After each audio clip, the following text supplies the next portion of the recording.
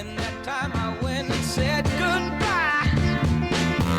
Now I'm back and not ashamed to cry. Ooh, baby, here I am, signed, sealed, delivered, I'm yours. Here I am, baby. Oh. Down to the second, Rachel.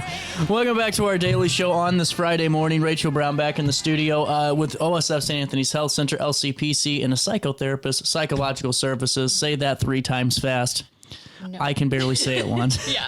Well, I mean, really, no better time to have this conversation because the kiddos are coming back from school and maybe mom and dad are happy. Maybe they're liking being an empty nester. Right. Who knows? Yeah. But no better time than to have a conversation than with, some of the expectations and having that kind of transition back home for a little bit. Yeah, definitely. Because I think it can be a really hard thing, Yeah. especially when they are coming home for the summer.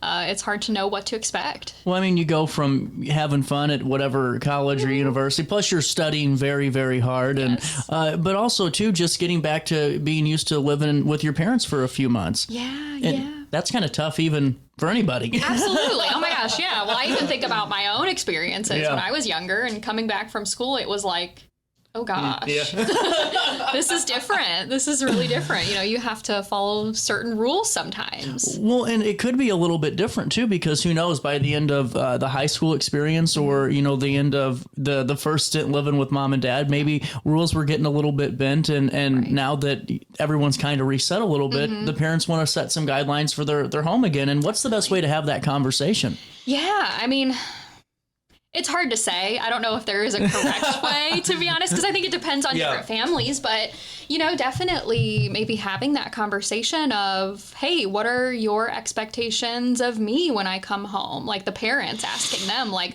how would you like your environment to be? Just to kind of start it off first so that you're not like assuming a dictatorship and being like, this is how it is, because that's probably not going to go well. Well, and too, especially if it's coming home, maybe permanently or until we can find that that first apartment, first house, first, big job. Right. That conversation can look a little bit different too, because we're going to be living there full time again, but in a different way as an adult. And that's when the whole, are we paying rent or what are the bills looking like? Are you going to contribute to the house? And for parents and anyone you talk to with families, is ever a concern for parents? Do we feel bad about doing that, number one, or how do we approach that situation, number two? Yeah, definitely. I've definitely heard parents, feel guilty for reinforcing maybe rent or, setting those kind of expectations of here's what I need you to do. Obviously, because parents are like caretakers and they want to assume the role of, sure, I'll do your laundry and I'll, go back to all these things that I was doing. But then again, this child is a young adult now, no longer a child. So I think it can be kind of a sticky situation sometimes. Well, and too, for, the student or the child, the adult that's coming home, to understand that it's a different situation because now we're growing up and we have to kind of learn how to do this on our own. And it's a learning tool. Absolutely. Right? Like we don't want to enable them and be like, okay, you can be comfy again and things are fine and you don't have to, move on. Here's your Hot Pocket, Yeah. Like we want to be able to empower them and start to teach them like, okay, here are some adult responsibilities that you can start to practice while you're here versus cold turkey and then here, try it on your own. Well, and should there even be, rules or expectations with that? Is that realistic when it comes to, they're technically an adult. And I mean, how many times did you and I have that conversation as teenagers? Or not really a conversation, but the shouting match where when I'm 18, you can't tell me what to do and all. I mean, but what really is realistic when it comes to the dynamic? Yeah. I mean, again, I think that's hard because I think as parents, you kind of have to check yourself and understand like this is an adult now. They've been living kind of quote unquote on their own in school for a while. And so acknowledging like they have their autonomy, they're also an adult. And then you're paying for utilities and they're living in your house. So it's kind of like having an even balance of allowing them to have their autonomy, but also maybe setting expectations to help you feel more comfortable. If you don't want them waltzing in at 3 a.m, maybe being like, hey, if you're going to be out past midnight, can you stay somewhere else? Or, can you make sure to lock up when you come home or be quiet when you come home, trying to find that even balance, but also knowing that it might be a little hard. Well, and is it one of those things too where you ever see a dynamic of, well, if you can contribute to, X, Y, and Z, then, I don't have a problem with you, coming in whenever you are because you're contributing to the dynamic of the household. Absolutely. I think that can take some pressure off of that situation. Like knowing, okay, you're doing all the things that make me feel comfortable. I can negotiate and be okay with this. I think that can absolutely help. Now, how are we going to get our college kids to do chores? Yeah. Yeah. That can be a hard one, I think it's just allowing them to have natural consequences. If you're used to doing their laundry all the time, maybe stopping doing their laundry. And if you notice it's piling up, it's making you anxious, trying not to do the task for them just so that they have it, allowing them to experience the natural consequences of adulthood, right? If I don't do my laundry, I don't have clean clothes. Right. Right, that's just it. And that sucks, So just kind of enforcing those natural consequences can be helpful, not telling them, hey, you have to do this. Right. Just letting it be. Do you think that becomes an issue sometimes with that dynamic as the kids get older? Because you don't you not personally, but the parent doesn't let that child fail and learn on their own because you're right.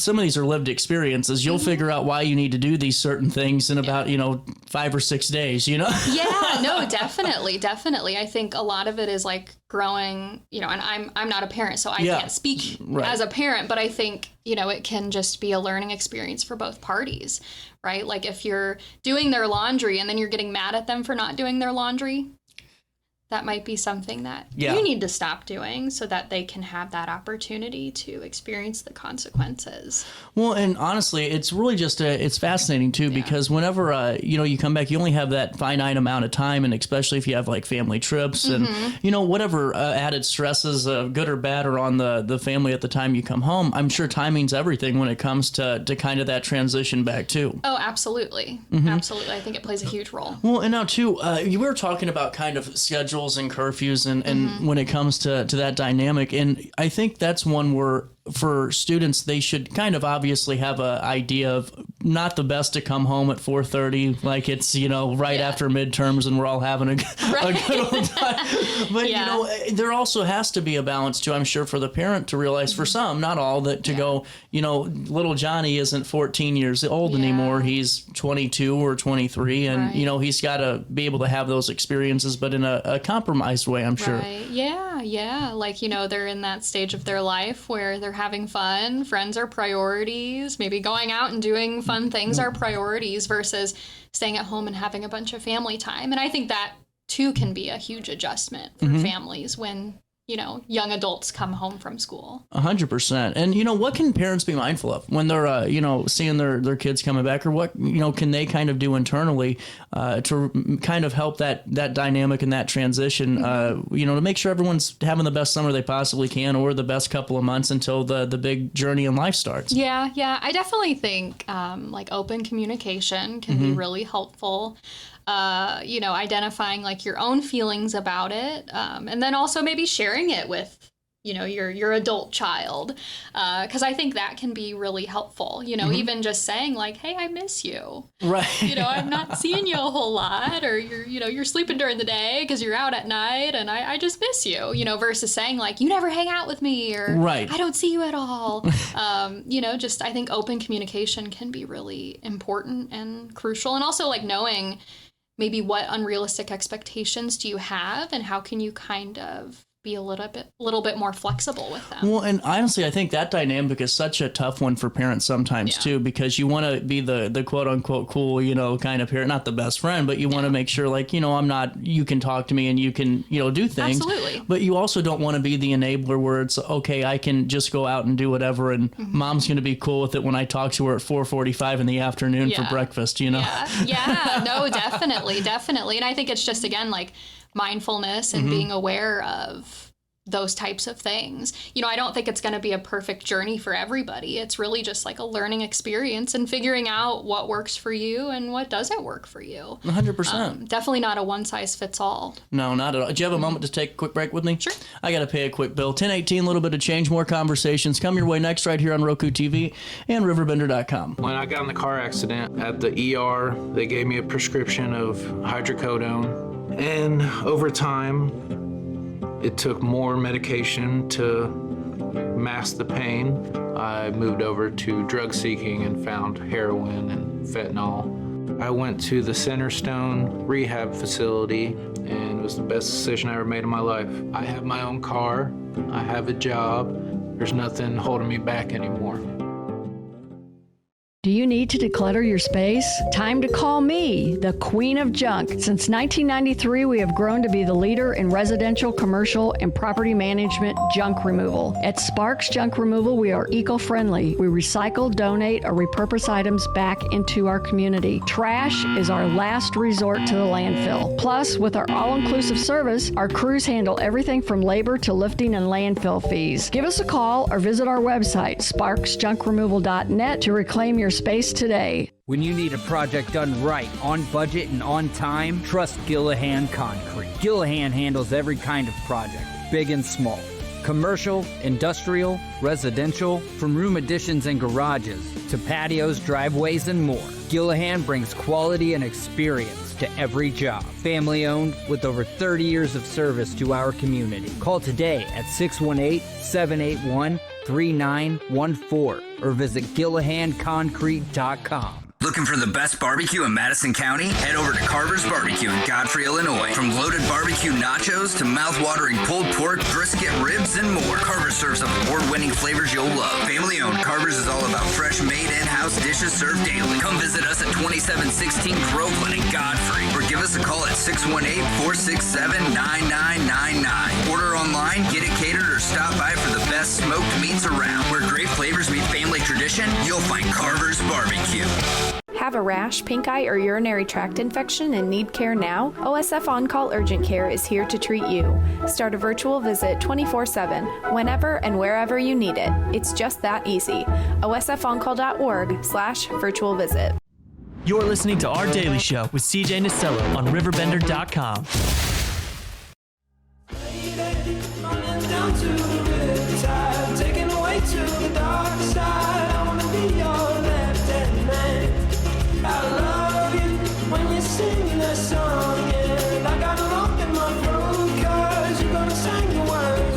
Welcome back to our daily show. Rachel Brown Brack with us, OSF Healthcare. And hey, how are your lunch and learns or your support groups you were talking about going?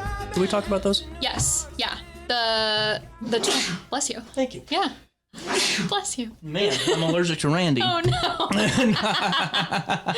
Yeah, no, unfortunately, the 20-somethings isn't taking off right now. Oh.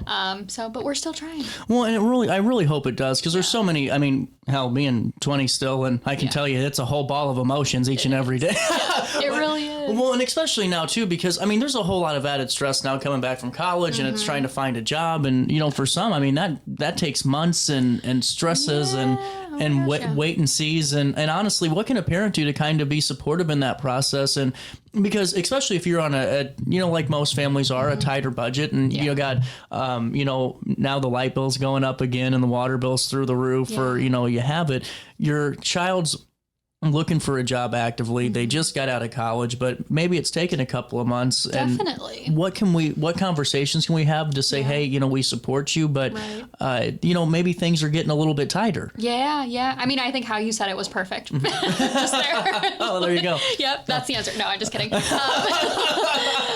I mean, definitely just like, supporting them. Also asking them, like, is there anything that I can help you with? Or, you know, do you need help with resumes? Or, you know, what can I do for you during this time? You know, to take the pressure off, but also, you know, not too much pressure off, because I think pressure can be helpful.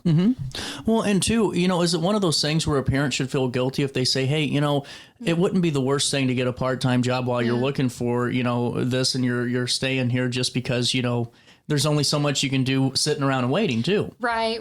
I think guilt is a understandable feeling to have, especially when you're kind of telling your, adult child, like, I really need you to start doing something. Right. I think guilt is a common feeling to experience when you are having those conversations. And is it just one of those things where you just know what you're doing is the right thing to do, or you just hope it is, or? Of course. Yeah. I don't think there is like a right or wrong thing to do in this kind of situation. Unless you're like blowing up at them and screaming matches, don't then scream. that might not be helpful. But, I think just it's a learning experience. Well, and now what can a parent do? Maybe our kids are coming back for college just for a couple of months and they're getting ready to go back again. Yeah. Is there anything that maybe a parent can do that maybe we haven't heard from, Johnny since he went off on first semester at second semester and we haven't seen and heard from him? Maybe you're a little concerned. Right. What can we do to not be helicopter parents, but maybe just be mindful of any changes in the true changes? Absolutely. I mean, definitely, when they come back, noticing, has their appearance changed dramatically? Yeah. Has their mood changed dramatically? Any personality changes? Do they have friends, or did they let go of other friends that they used to have?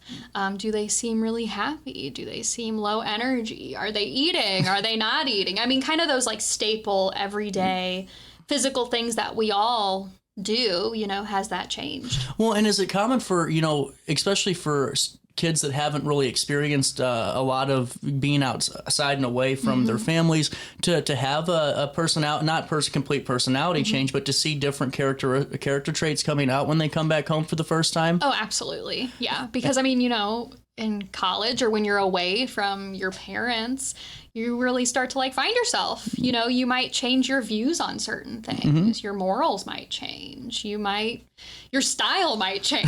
I think you really just like find yourself during that time. Well, and I think too, it's important for parents to know, like, if they're kind of in their head about it, that they didn't do a bad job. It's just part of the growth process too. Absolutely. Absolutely. Like you are, when you're growing up, you're your own person. Your brain is developing how it wants to develop. And, I think your environment at school can impact how you kind of mold into an adult. I mean, we can all go back to our parents' scrapbooks and pull up the 80s and the Hairspray, and we can just go talk, but, So, when it comes back, though, to setting expectations, really, what's the biggest takeaway whenever it comes to setting expectations and those boundaries with our kids when they're coming back home for 3 months or for, an extended period? Yeah, definitely communication, being open, asking them like, hey, what are your expectations of me while you're here? As the parent, give them some control since they are adults. Right. And then, asking yourself, okay, what are my hard lines? Am I okay with you coming home at 5 a.m? Maybe not. Maybe that's my hard line. Don't do that at my parents' house. Yeah, identifying your hard lines and sharing that with them. And then also sharing what are you willing to negotiate with them. Hey, if you chip in with the electric bill, I'm more flexible with this. Yeah, I like it. Well, Rachel, it's always great talking with you, and really great insights as always. And can't wait to talk with you again, and I hope your weekend's a good one. Thank you. We'll take a quick break. 10:25, a little bit of change. We'll come back and talk all things Country Meadow Antiques, and just have some fun on this Friday. You stay there. I'll stay here in the studio on RiverBender.com and Roku TV.